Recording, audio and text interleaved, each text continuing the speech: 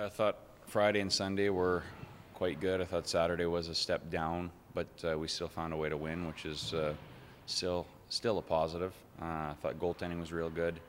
Special teams is pretty good.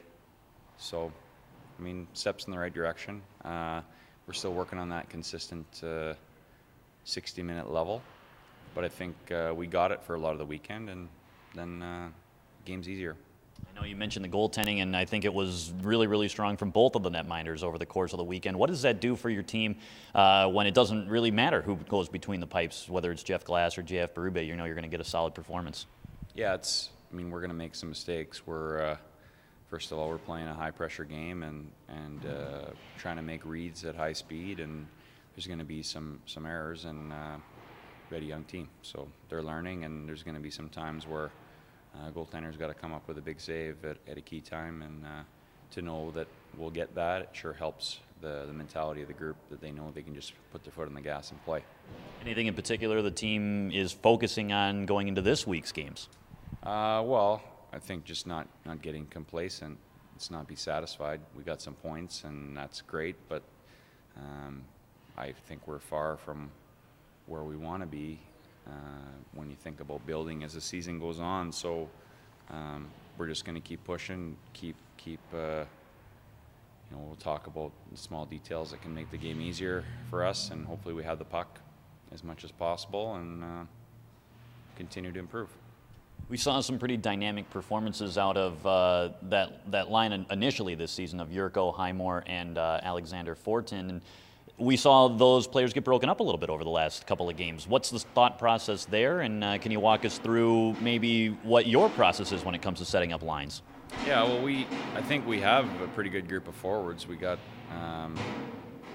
several players who can make a difference, and we just felt like we wanted to get more out of the whole group. I think that one line was producing, but we want the whole group to produce. We don't want the opposition to feel like they can relax at any time, and I think it went pretty well this weekend. We got some scoring throughout the lineup, and I think that's better for the team. Right now the IceHogs are basically at the top of the league in both shots on goal and goals scored. What is it about the speed that you like to play with that makes that so difficult for the opponents to contain? Well, I think we're in the offensive zone more, so you should be able to create something when you're down there. I mean, it's not enough just to be down there. We have to be dynamic and unpredictable and create some good looks, and I think we have.